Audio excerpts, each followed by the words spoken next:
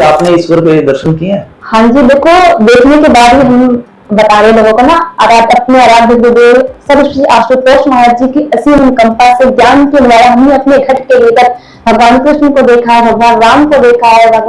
आप गरसाना की हमारी धरती पर पहुंचे हैं, तो आपको कैसा लग रहा है? सबसे पहले मैं ये जानना चाहूंगा। बहुत अच्छा लग रहा है, क्योंकि वैसे भी ये संतों महापुरुषों की भूमि है, राजाओं की भूमि है, भक्तिमती मीराबाई जी की भूमि है। तो जहाँ भक्तों की भूमि होती है, अच्छा तो लगता ही लगता है। ये भगवान की भक्ति करने के लिए। आपकी धार्मिक यात्रा के बारे में भी जानना चाहेंगे कि आपकी धार्मिक यात्रा कहाँ से स्टार्ट हुई और इसका प्रेरणा स्रोत आप किसे मानना चाहोगे? ये घर का माहौल हमारा ऐसा था, भक्ति भाव वाले लोग थे घर में, माता पिता से पूजा पाठ करते थे। तो सबसे पहले घर में बड़ों ने ज्ञान दीक्षा दी, तो हमें लगा कि जो ज्ञान इनके पास है तो वो ज्ञान हमारे पास भी होना चाहिए। कहते हैं ना कि बच्चों के ऊपर घर।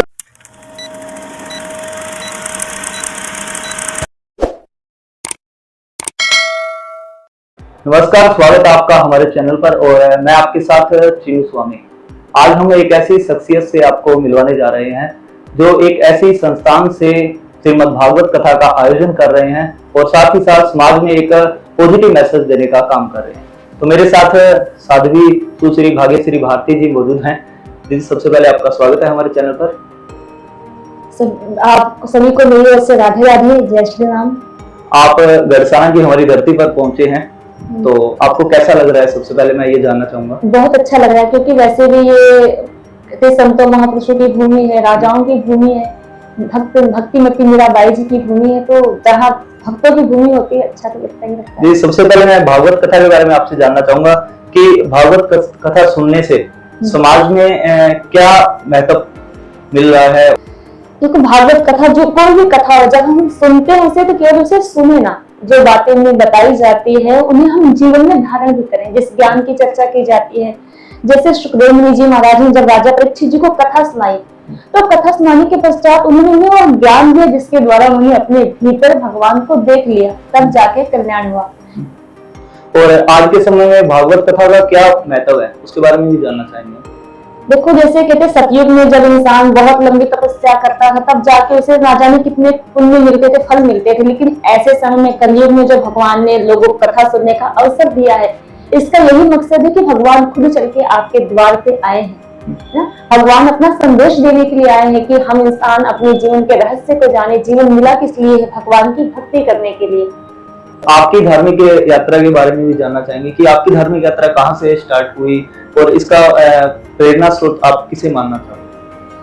ये घर का माहौल हमारा ऐसा था, भक्ति भाव वाले लोग थे घर में, माता पिता से पूजा पाठ करते थे। तो सबसे पहले घर में बड़ों ने ज्ञान दीक्षा दी, तो हमें लगा कि जो ज्ञान इनके पास है तो वो ज्ञान हमारे पास भी होना चाहिए। कहते हैं ना कि बच्चों के ऊपर घर के माहौल का, वातावरण का बहुत गहरा प्रभाव पड़ता है।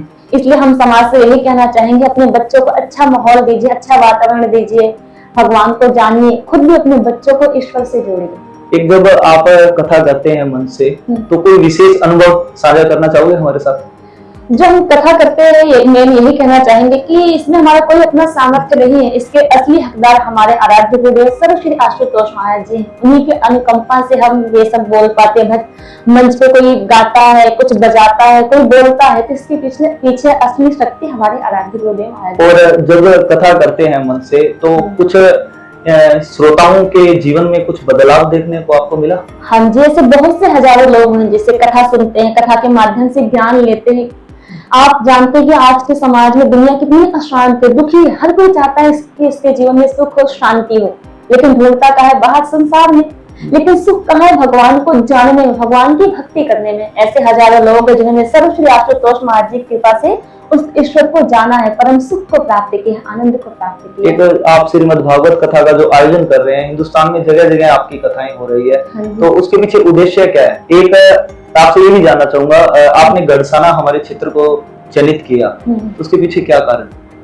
देखो, जब भी कहीं भी कोई भी भगवान की चर्चा होती है ना, उस धरती की पुकार होती है। धरती जो होती है, ना जाने, कहते हैं ना कि हर जीव जब पुकारता है तभी भगवान उस धरती पे आते हैं। जगह जगह कथा सुनाने, कथा करने इसलिए जाते ताकि हर कोई उस ईश्वर से जुड़ सके, हर कोई उस ईश्वर को जान सके, जिसे जानने के लिए भगवान ने हमें संसार में भेजा है। और मैं आपसे गुरु के बारे में भी जानना चाहूंगा कि जगह जगह हम देख रहे हैं कथा हो रही है, तो एक सच्चे गुरु की तलाश कैसे हो सकती है, उसके बारे में आप क्या कुछ कहना चाहोगे? देखो, सच्चे संत की पहचान ना तो उसका बाहरी लिबास होता है, ना उसकी वाणी होती है। हमारे ग्रंथ क्या कहते हैं सच्चे संत की पहचान बताते हुए? हमारे वेदों में लिखा गया, अखंड मंडलाकारं व्याप्तं येन चराचरं तत्पदं दर्शनम येन तस्मै श्री गुरुवे नमः। कि जो गुरु, जो संत आपके घट के भीतर उसी वक्त ईश्वर को दिखा दे, वही गुरु सच्चा है, वही संत पूरा है। अब दिखाना क्या है? लोग जाते हैं ईश्वर की बातें करते, दिखने का मतलब है कि जैसे अर्जुन ने अपने घट के भीतर भगवान कृष्ण की कृपा से भगवान के ज्योति रूप को देखा था, अपने भीतर भगवान के दिव्य संगीत को सुना था, जैसे गोपियों ने ज्ञान को प्राप्त किया था, अपने भीतर बंसी सुना करती थी भगवान कृष्ण की, जैसे मीराबाई जी ने अपने गुरु के माध्यम से भगवान कृष्ण के वास्तविक रूप को देखा था। जो गुरु, जो संत ऐसे ईश्वर को दिखा दे, उसी का ज्ञान पूरा है, उसी का वही संत पूरा है। और मैं अभी ये भी जानना चाहूंगा आपसे कि कथा से लगातार 3 दिन हो चुके हैं और सुन रहे हैं कि ईश्वर के दर्शन, तो ईश्वर के दर्शन कैसे होंगे उसके बारे में भी आप मन से साझा कर रहे हैं श्रोताओं के साथ। उसके बारे में हम भी हमारे दर्शकों के साथ आप चाहेंगे कि आप शेयर जरूर करें। ये एक विधि होती है, एक प्रक्रिया होती है। कहते जिस समय गुरु ज्ञान देता है, मस्तक पे हाथ रखता है, तो उस समय वो दिखा देता है हमारे घट के भीतर। ये ज्ञान दीक्षा कथा की बात जो भक्त लेना चाहते हैं उन सभी को प्रदान की जाएगी। जो भी इच्छुक है वो ले सकते हैं इस ज्ञान को। और इस ज्ञान का ना तो कोई मूल्य लगता है, क्योंकि ज्ञान बांटा जाता है, बेचा नहीं जाता। अंतिम सवाल, आज की जो युवा पीढ़ी है नशे के ग्रत में जा रही है, तो आप युवाओं को आध्यात्मिक की ओर जोड़ने के लिए क्या कुछ प्रयास कर रहे हैं? संस्थान की ओर से युवाओं के लिए बोध नामक एक प्रकल्प चलाया जा रहा है, जिसके तहत सबसे पहले युवाओं को ब्रह्म ज्ञान दिया जाता है। सर्वश्री आशुतोष महाराज जी इस बारे में बहुत सुंदर उदाहरण देते हैं। गुरु महाराज जी कहते हैं, मान लो एक गरीब व्यक्ति है, उससे कहो कि तू अपनी झोपड़ी छोड़ दे, तो कभी नहीं छोड़ेगा। लेकिन वही उसे उससे सुंदर महल बना के दे दो, अच्छा सा घर बना के दे दो, तो क्या होगा? आसानी से छोड़ देगा। ऐसे एक नशेबाज से कहा जाए कि तू नशा करना छोड़ दे, कभी नहीं छोड़ेगा। लेकिन वही उसे उससे बड़ा नशा दे दिया जाए, अर्थात भगवान के नाम का नशा दे दिया जाए, तो क्या होगा? आसानी से नशा करना छोड़ देगा। और गुरु महाराज जी कृपा से हजारों युवा हैं जो नशे से मुक्त होकर अपना जीवन व्यतीत कर रहे हैं। गुरु महाराज जी ने उन्हें बोध करवाया है कि आपका जीवन यूं ही नशे की दस्त में व्यर्थ गंवाने के लिए नहीं मिला है, किसी महान उद्देश्य के लिए मिला है।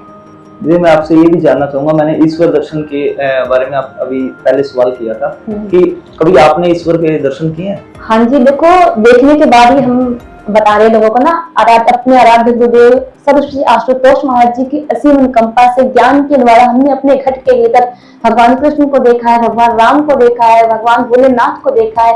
इसलिए हम लोगों को बताने आए हैं कि हमने देखा है, आप भी देख सकते हो, हमने जाना है, आप भी जान सकते हो। और आप आइए, आपका दिव्य ज्योति जागृति संस्थान आह्वान करता है कि आप यहाँ पे आमंत्रित हैं, आप भी इस ज्ञान को प्राप्त कीजिए। इस भगवान की आप बचपन से कथा सुनते आए हैं, उनकी कथा केवल सुने नहीं, उन्हें माने नहीं, उन्हें जाने, क्योंकि भगवान जानने का विषय है, भगवान देखने का विषय है। वो देखने में कैसे लगते हैं, कैसे महसूस?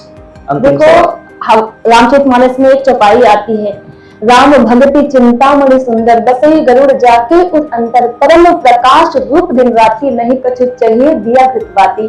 कि भगवान का जो रूप है वो प्रकाश रूप है, सहज प्रकाश रूप भगवाना। भगवान कृष्ण ने भी गीता में अर्जुन से कहा, ज्योति शामपि तज्ज्योति तमसः परमुच्यते, कि हे अर्जुन, मैं ज्योतियों की भी ज्योति हूँ, प्रत्येक मानव के घट के भीतर निवास करता हूँ। और अर्जुन ने, आपने देखा कि हमने सुना भी है कि जिस समय अर्जुन को ज्ञान दिया था भगवान कृष्ण ने, अर्जुन ने क्या देखा था?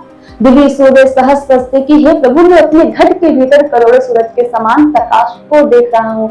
इतनी परम सत्ता है, चाहे कभी राम बन के आई, चाहे कभी कृष्ण बन के आई, शक्ति एक है, लेकिन कितने अलग अलग रूपों में इस धरती पे आती है। उसका रूप क्या है?